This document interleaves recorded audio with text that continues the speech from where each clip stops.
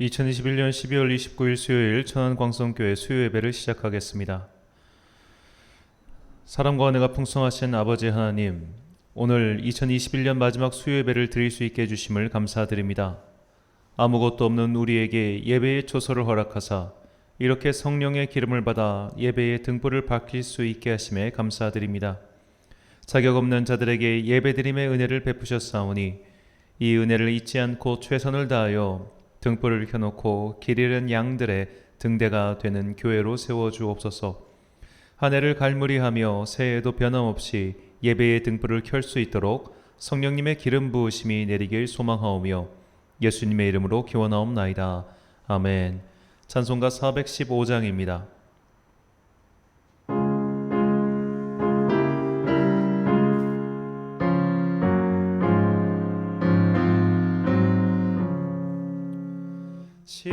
십자가 그늘 아래 나 쉬기 원하나 저 햇빛이 뜨겁고 또 짐이 무거워 이 광야 같은 세상에 내 방황할 때에 주 십자가의 그늘에 내 쉴 곳 찾았네.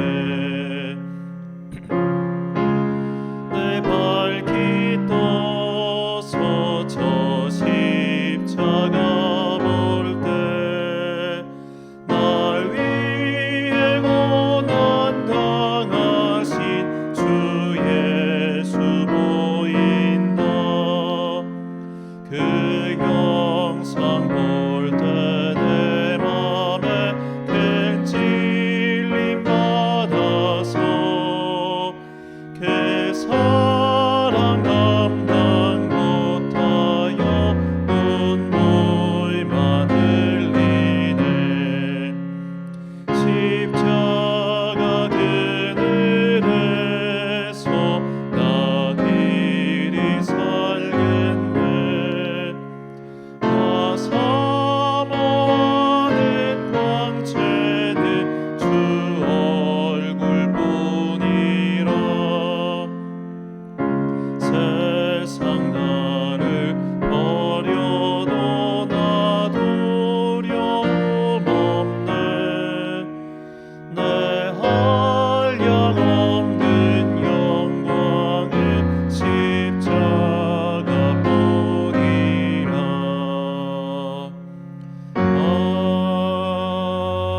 아멘. 예배를 위하여 기도하겠습니다.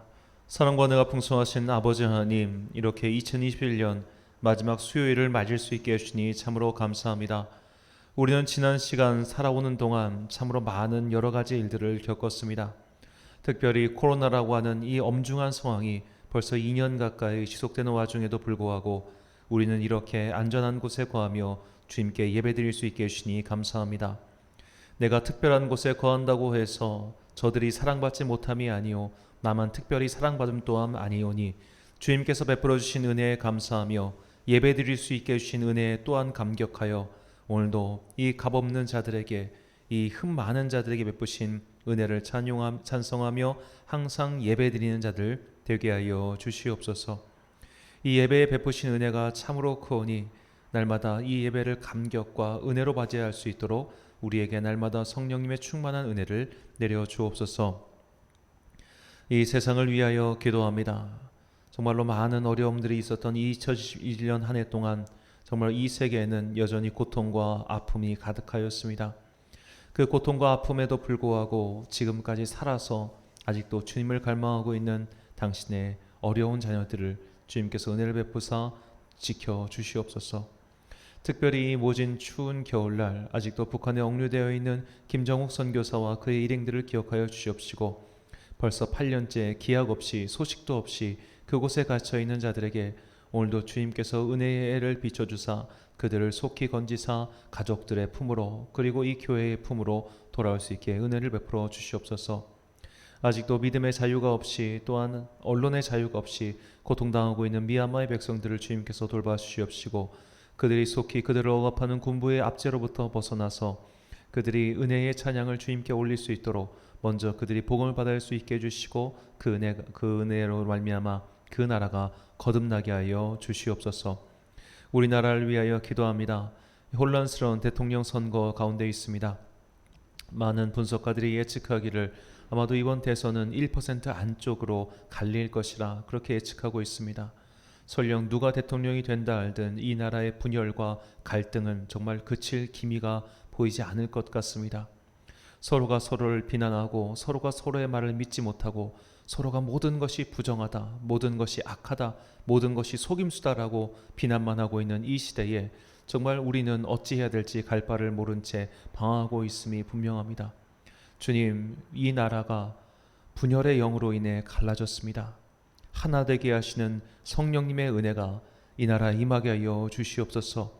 분열의 영에 조종당하고 있는 것도 모른 채 앞장서서 남의 말을 무시하고 남의 말을 거짓이라고 치부하고 있는 이 안타까운 이 그리스도인들을 주님께서 용서하여 주시고 다시 한번 성령으로 거듭나게 하사 그 안에 있는 그 분열의 영, 마귀의 영이 떠나가게 하여 주시옵소서.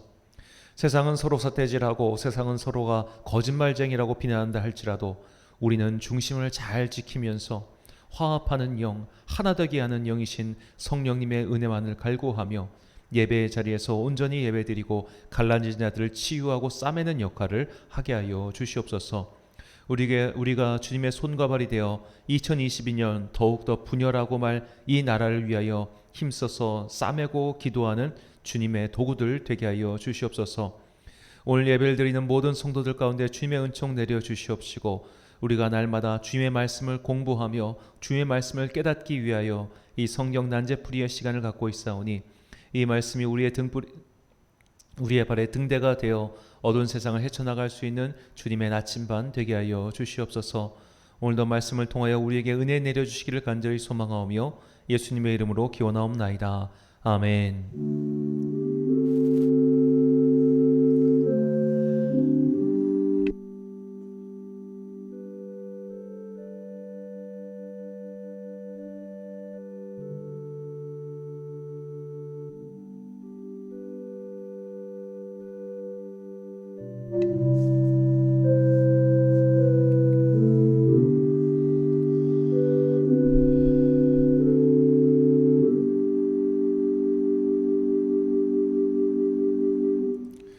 오늘 우리에게 주신 하나님의 말씀 구약성경 레위기 10장 1절부터 7절까지의 말씀입니다. 레위기 10장 1절부터 7절까지의 말씀. 1절부터 7절까지 말씀 저와 한 절씩 교독하시겠습니다. 아론의 아들 나답과 아비후가 각기 향료를 가져다가 여호와께서 명령하시지 아니하신 다른 불을 담아 여호와 앞에 분향하였더니 불이 여호와 앞에서 나와 그들을 삼키매 그들이 여호와 앞에서 죽은지라. 모세가 아론에게 이르되 이는 여호와의 말씀이라. 이르시기를 나는 나를 가까이 하는 자 중에서 내 거룩함을 나타내겠고 온 백성 앞에서 내 영광을 나타내리라 하셨느니라. 아론이 잠잠하니 모세가 아론의 삼촌 우시엘의 아들 미사엘과 엘사반을 불러 그들에게 이르되 나와 너희 형제들을 성소 앞에서 진영 밖으로 메고 나가라 하매 그들이 나와 모세가 말한 대로 그들을 옷 입은 채 진영 밖으로 메어내니 모세가 아론과 그의 아들 엘르아살과 이다말에게 이르되 너희는 머리를 풀거나 옷을 찢지 말라. 그리하여 너희가 죽음을 면하고 여호와의 진노가 온 회중에게 미침을 면하게 하라. 오직 너희 형제 이스라엘 온 족속은 여호와께서 치신 불로 말미암아 슬퍼할 것이니라. 함께 읽습니다. 여호와의 관유가 너희에게 있은즉 너희는 회막문에 나가지 말라. 그리하면 죽음을 면하리라. 그들이 모세의 말대로 하니라. 아멘. 정말 죽을 죄였는가라는 제목으로 하나님의 말씀 선포하겠습니다. 성경이 처음부터 끝까지 일관되게 말하는 세계관이 있습니다. 바로 하나님 나라죠. 하나님 나라의 모형이 바로 에덴 동산이었습니다. 하나님께서 보시기에 모든 것이 좋았더라. 그게 에덴 동산이고 이 하나님 나라가 마침내 이 땅에서 그리고 온 세계에서 완성되는 순간이 예수님의 재림, 즉 하나님 나라의 도래입니다. 그러니까 창세기부터 요한계시록까지 이렇게 성경은 끊임없이 하나님 나라에 대해서 이야기하고 있죠. 그런데 이 하나님 나라는 우리의 눈에 볼 수 있는 세계가 아닙니다. 즉 우리가 살고 있는 이 물질 세계는 하나님의 통치가 분명히 이루어지고 있긴 하지만 아직도 우리의 죄악과 반항으로 인해 그 통치가 미치지 않는, 정확하게는 그것을 거부하고 있는 영역에 있다는 것이죠. 일종의 우범지대라고 할 수 있겠습니다. 이렇게 우리는 우범지대 속에서 살고 있기 때문에 일종의 그런 죄들이 우리를 자꾸 덮쳐오는 거예요. 그래서 그로 말미암아 이것이 정말 하나님의 뜻일까? 이것이 정말 하나님의 일하심인가? 라고 의문이 생기게 하는 일들이 지금도 이 세상 가운데서는 분명히 벌어지고 있다는 겁니다. 그래서 우리가 정말로 중요한 것은 내가 보이는 이 세계가 있고 내가 보이지 않는 세계, 즉 하나님의 통치가 완전히 이루어지는 그 세계가 있다는 겁니다. 우리는 3차원 물질 세계밖에 볼 수 없지만 하나님의 나라는 이 3차원의 세계를 훨씬 초월하는, 그것을 포함한 그런 큰 나라라고 하는 것이죠. 그렇기 때문에 우리가 모른다고 해서, 우리가 알 수 없다고 해서 하나님이 계시지 않는다라고 말할 수도 없는 것이고, 내가 내 생각에 저것은 정말 하나님의 일이 아니다라고 단정 지을 수도 없다는 겁니다. 이 이야기가 잘 나온 성경이 바로 욥기입니다. 욥의 생각에는 나는 억울해요. 나는 지금 이렇게 고통당할 만한 일을 한 적이 없어요. 그런데 나는 지금 너무 고통스럽단 말이죠. 그는 자식들 다 잃었고 재산을 다 잃었고 자기 병까지 얻었습니다. 자, 이런 고통이 왜 나에게 이뤄야 되냐? 난 이것에 대해서 하나님께 따져 물어야겠다. 왜냐하면 난 이렇게 큰 잘못을 저지르지 않았습니까? 근데 욥의 친구들이 와서 말합니다. 너는 분명히 죄를 지었어. 왜냐하면은 하나님께서는 죄 지은 자에게 벌을 내리시기 때문이야. 네가 이런 벌을 받는 것은 네가 분명히 어떤 죄를 지었기 때문일 거야 라고 이야기하죠. 사실 이런 대화는 우리 일상에서 정말 지금까지도 자주 일어납니다. 교회 다닌 분들일수록 사실 이런 생각이 굉장히 강해요. 그래가지고 참 안 좋은 사례긴 한데, 예를 들어 어느 권사님의 자녀에게 안 좋은 일이 생겼다. 그럼 이렇게 얘기합니다. 뒤에서 아유 저 권사님 저럴 줄 알았어. 참 못된 사람들 많아요. 그 사람에게 정확히 어떤 일이 일어나는지 알지도 못하면서 분명히 저 사람에게 저런 불행이 닥친 것은 저 사람이 못돼 먹은 짓을 해서 그럴 거야 라고 입방아를 찢어댑니다. 그런데 욥기에서 보면은 결국 하나님께서 뭐라고 하시느냐, 니들이 뭘 알아 라고 하시는 거예요. 야, 니들이 이 세상이 만들어진 걸 봤어? 니들이 이 세상을 운영하고 있는 원칙에 대해서 알아? 너희는 아무것도 몰라. 그러니 입을 다물어. 이것이 욥기의 결론입니다. 그러니까 욥에 대해서든 욥의 친구들에 대해서든 너희는 모른다는 거예요. 너희는 하나님의 일하심을 다 알 수도 없고 하나님께서 어떤 원칙과 법칙으로 이 세상을 다스리시는지 그것을 완전히 이해할 수 없다. 이것이 욥기의 결론입니다. 이것은 우리가 성경을 보는 굉장히 중요한 단초를 제공하죠.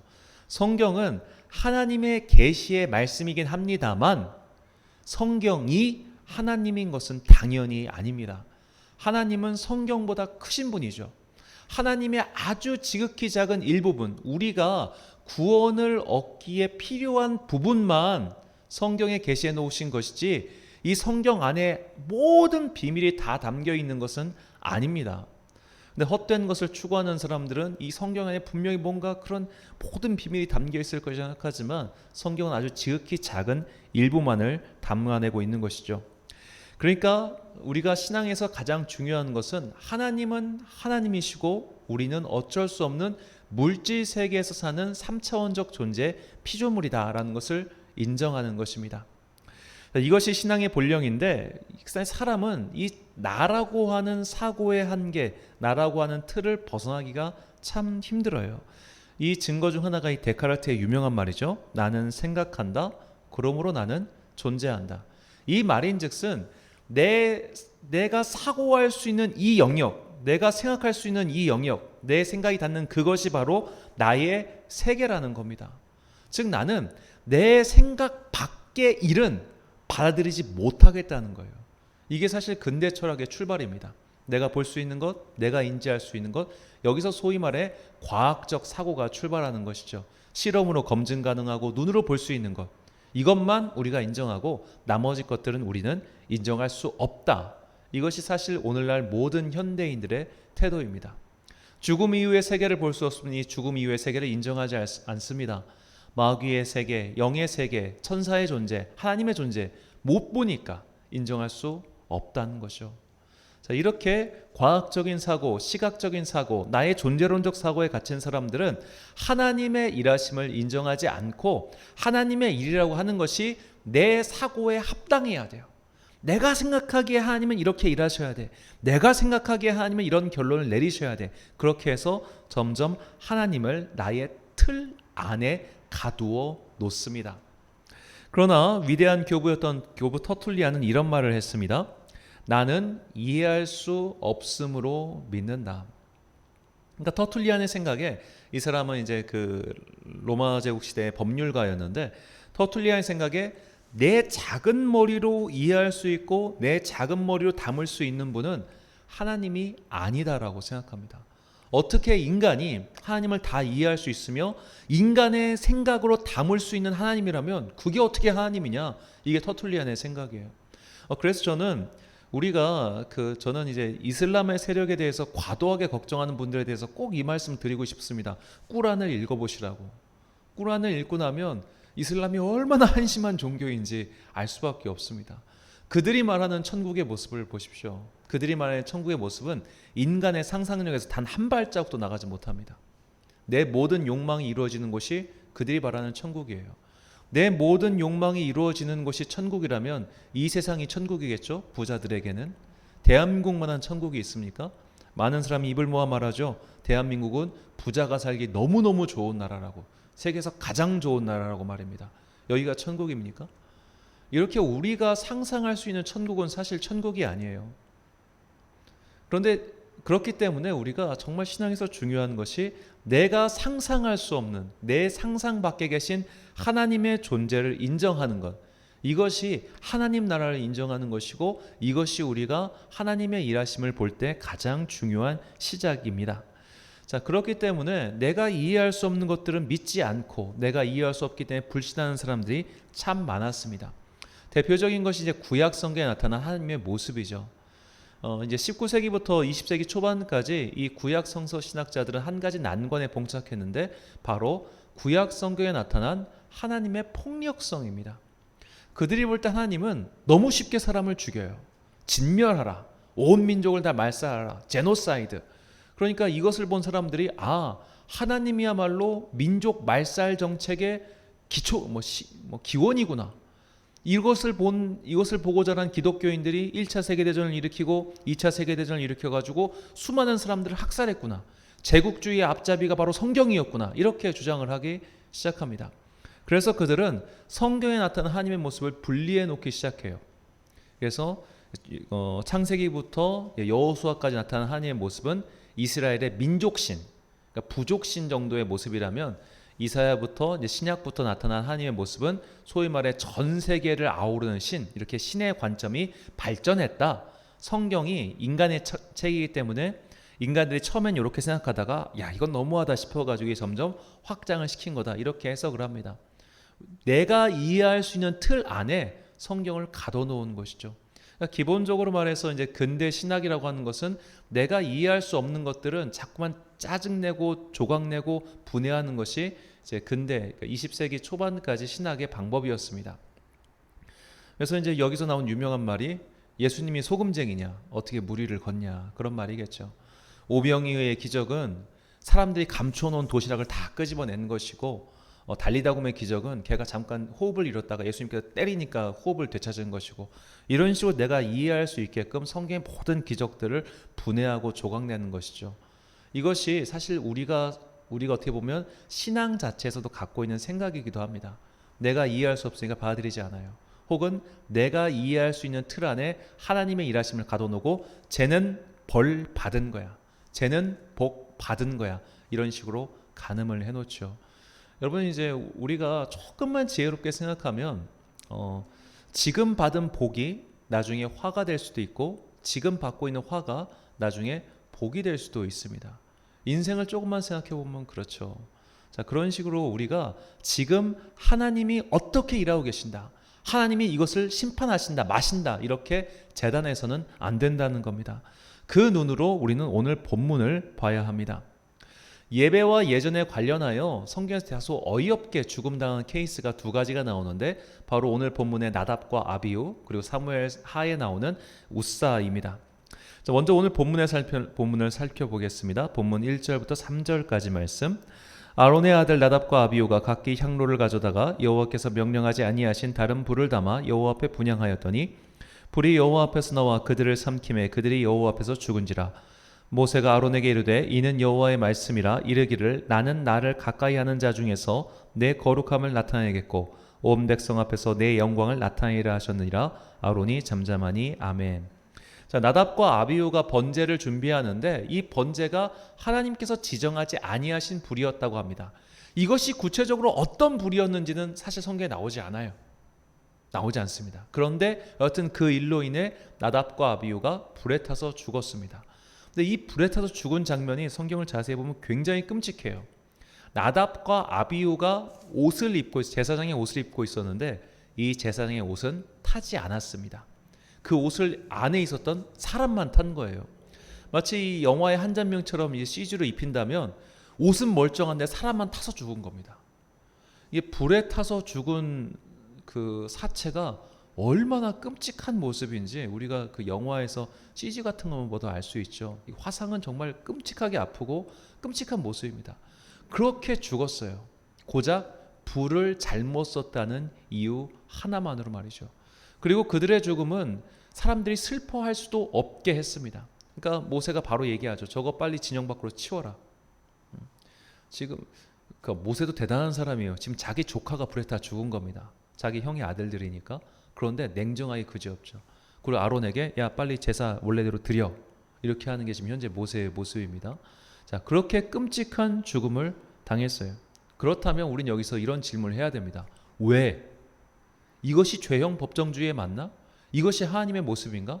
어떻게 고작 예배 때 실수 한 번 한 거 가지고 사람을 태워 죽일 수가 있단 말인가? 만약 나답과 아비후와 같은 기준으로 오늘 하나님께서 심판하신다면 아마 저를 비롯한 전국의 전 세계 수많은 목사와 사제들은 아마 99%는 죽었을 겁니다. 버틸 수가 없습니다. 자, 그 작은 실수를 가지고 왜 하나님께서는 그들을 죽이셨을까요? 여기서부터는 제 개인적인 추정의 영역입니다. 그러니까 우리가 출애굽기 같은 경우는 시내산 이전과 이후가 명확하게 나뉩니다. 시내산 이후에는 거의 내용이 시내산에서 모세가 하나님께 받은 환상, 즉 성막과 제사에 대한 환상이 나오고 레위기 1장부터 8장까지는 이 제사의 율법에 대한 말씀이 쭉 나옵니다. 그리고 레위기 9장에서 비로소 모세가 직접 주관해서 예배, 그러니까 번제의 시범을 보여줍니다. 이렇게 번제를 드리는 거야 하고 시범을 보여요. 그리고 나서 10장에서 드디어 처음으로 모세가 시범을 다 보이고 난 이후에 제사장들이 직접 제사를 주관해서 시작하는데 그때 나답과 아비후가 일종의 어떻게 보면 대충, 그러니까 좀 가볍게 실수를 해가지고 막 임의로 해서 그것 때문에 하나님께서 그들을 본보기로 처형하신 것이죠.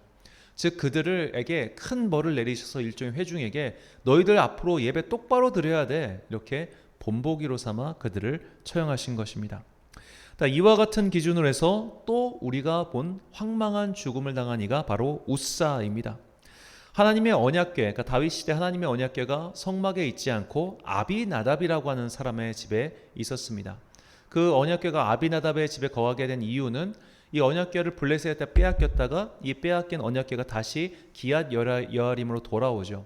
근데 이 기앗 여아림 사람들이 언약궤 안에 있다고 하는 하나님의 그 언약의 돌판 그리고 그 나무 지팡이 이게 너무 궁금해가지고 이게 보려고 했다가 70여 명이 그냥 그 자리에서 죽어버립니다. 너무 두려워가지고 그걸 아비나답의 집에 옮겨놓은 거예요. 그러고 그냥 세월이 흘러서 다윗이 이 아비나답의 집에 있던 이 언약궤를 자신이 살고 있던 예루살렘으로 옮기려고 합니다. 그래서 수레를 새로 제작해가지고 그 수레 위에 언약궤를 싣고 이제 오기 시작하죠.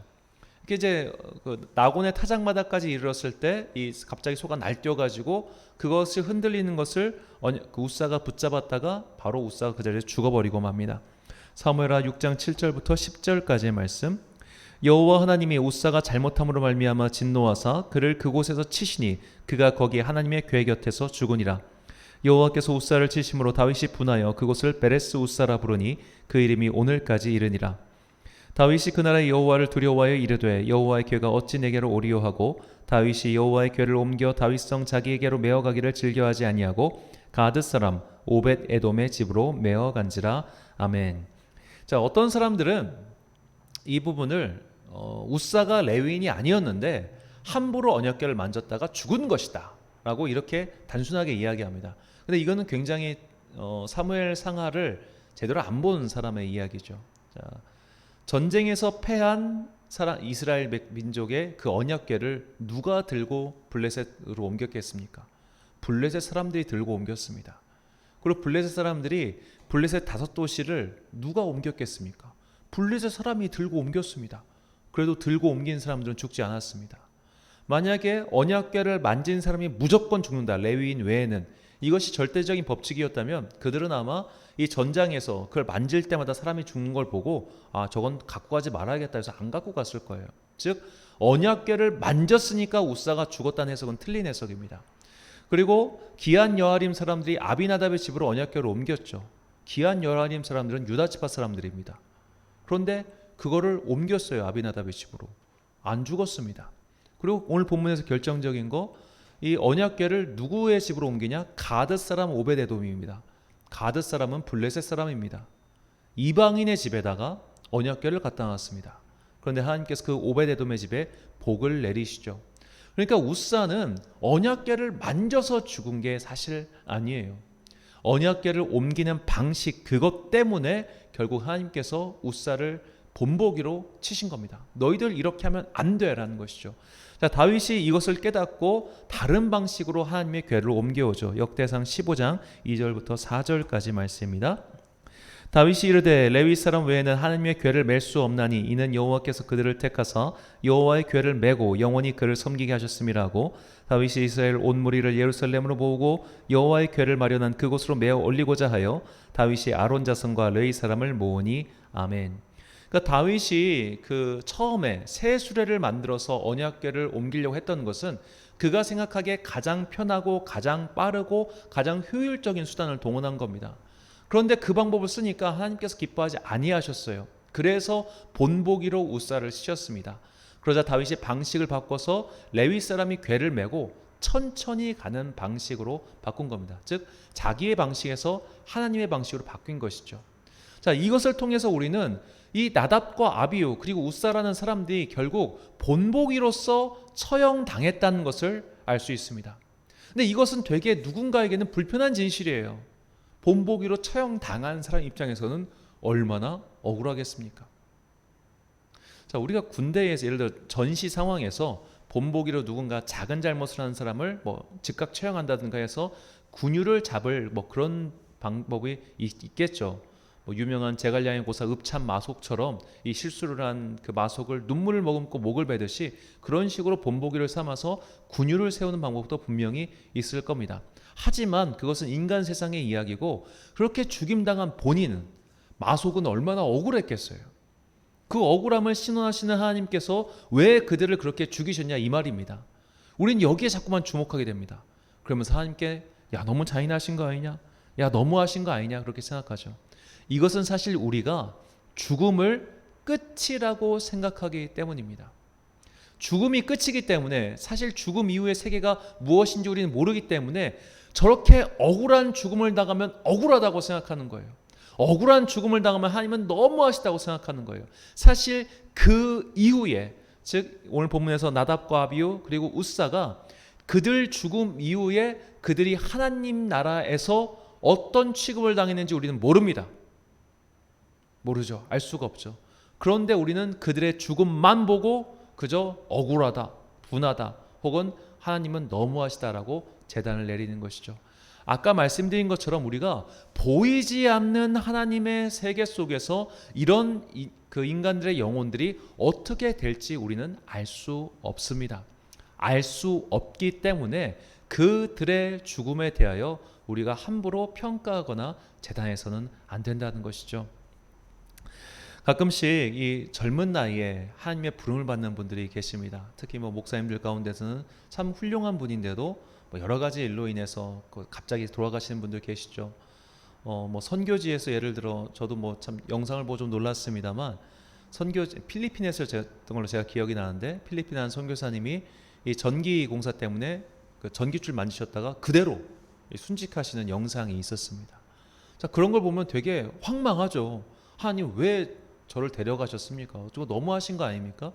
심지어 그런 죽음을 볼 때마다 저 목사님 혹시 무슨 죄를 저질러서 그렇게 된 거 아니야? 그런 생각까지 분명히 듭니다. 그런데 우리는 이 생사를 주관하시는, 그리고 그 이후의 세계에서 하나님께서 어떻게 역사하신지 우리는 그것을 알 수가 없어요.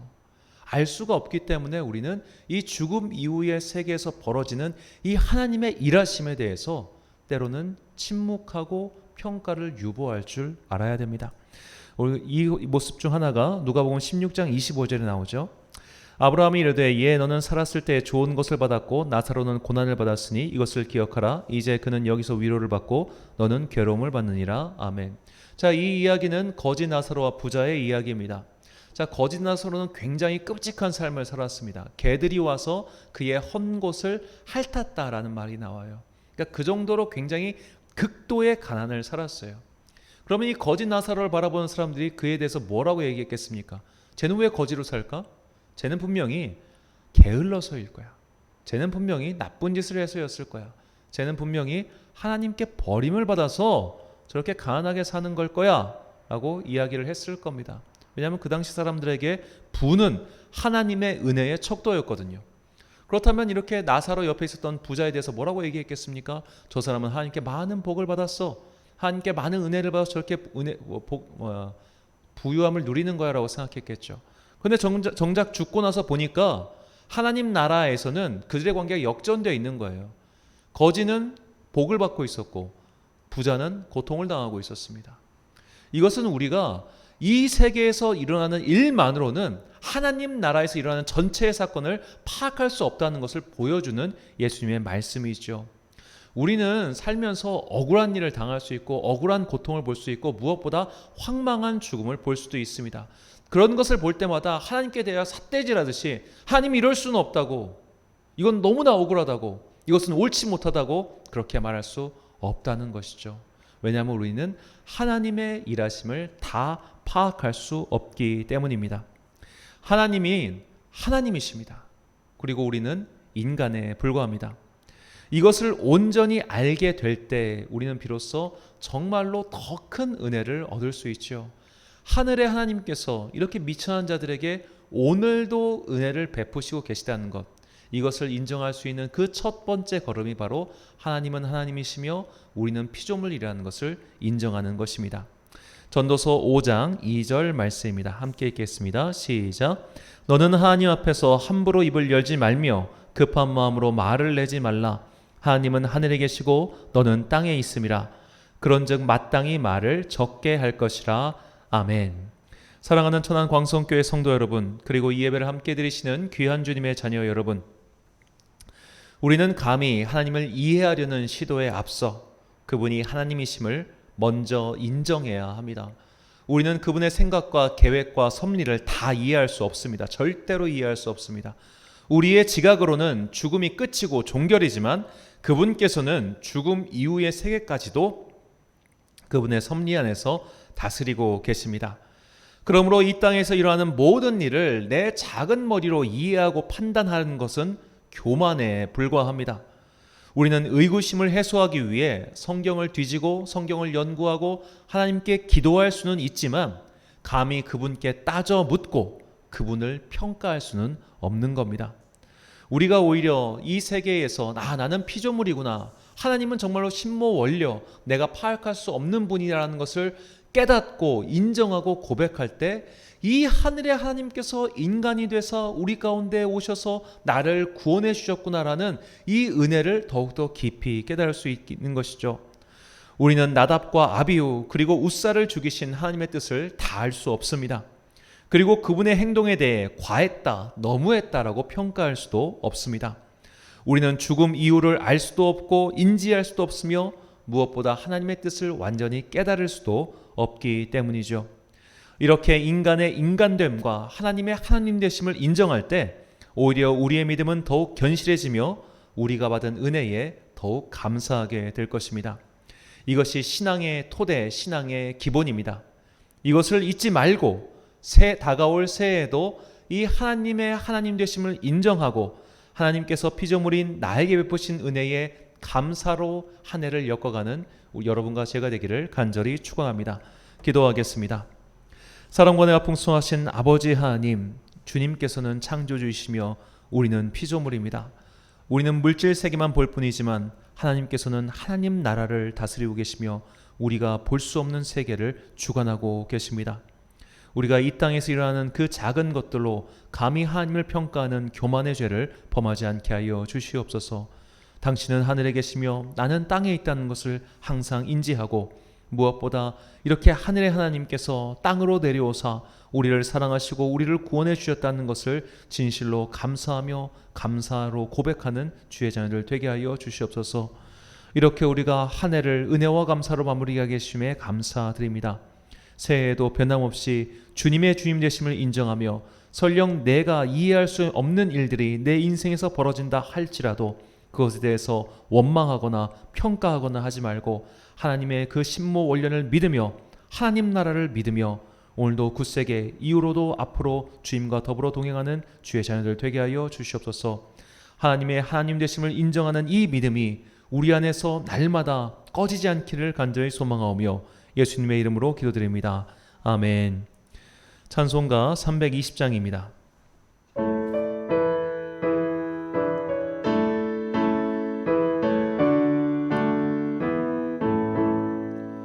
나의 죄를 정케 하사 주의 일꾼 삼으시 구세 주의 넓은 사랑 항상 찬송합니다. 나를 일꾼 삼으신 주 크신 능력 주시고 언제든지 주 뜻대로 사용하여 주소서. 내게 부어주시려고 은혜 예비하신 주의 은혜 채워주사 능력 있게 하소서. 나를 일꾼 삼으신 주 크신 능력 주시고 주 뜻대로 사용하여 주소서. 죄의 짐을 풀어주시 주의 능력 크도다. 나를 피로 사신 예수 내 맘속에 오소서.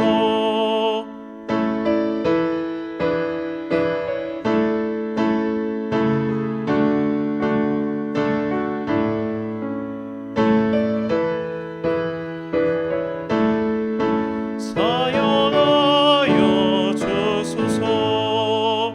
주여 내게 성령으로 충만하게 채우사 생명수가 강물처럼 흐르게 하옵소서.